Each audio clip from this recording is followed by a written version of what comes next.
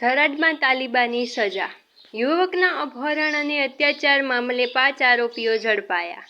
થરાદ પંથકમાં પ્રેમ સંબંધની અદાવતમાં એક યુવક પર ગુજારવામાં આવેલા અમાનુષી અત્યાચારની ઘટનાએ સમગ્ર ગુજરાતમાં ચકચાર જગાવી છે। વટવાથી ફિલ્મી ઢબે યુવકનું અપહરણ કરી થરાદ લાવી તેને તાલિબાની સજા આપવાના મામલે પોલીસ મોટી કાર્યવાહી કરી છે।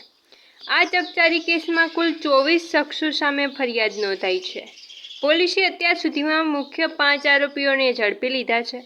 બાકીના 19 ફરાર આરોપીઓને પકડવા માટે પોલીસે અલગ અલગ ટીમો બનાવી તપાસ તેજ કરી છે। ઝડપાયેલા આરોપીઓ: ઈશ્વર ગણેશ માળી મુખ્ય સૂત્રધાર, ભરત ગમનાજી માળી મુખ્ય સૂત્રધાર, પોપટ દાના માળી, કરશન પ્રભુજી માળી, ઈશ્વરસિંહ રણજી દરબાર। પ્રેમ સંબંધના ખારમાં આરોપીઓ યુવકને ગોંધી રાખી તેના પર અમાનુષી અત્યાચાર ગુજાર્યો હતો। આ ઘટનાના વિડીયો સોશિયલ મીડિયામાં વાયરલ થયા બાદ પોલીસ એક્શનમાં આવી હતી અને કાયદેસરની કાર્યવાહી હાથ ધરી હતી। યુવક પર અત્યાચારના કેસમાં 5ની ધરપકડ। વટવાથી યુવકનું અપહરણ કરી થરાદમાં અપાઈ હતી સજા। 24 સામે ફરિયાદ, 5 જેલના સળિયા પાછળ। મુખ્ય આરોપી ઈશ્વર માળી અને ભરત માળી પોલીસ સકંજામાં। Bureau chief PJ Chaudhary, Tharad.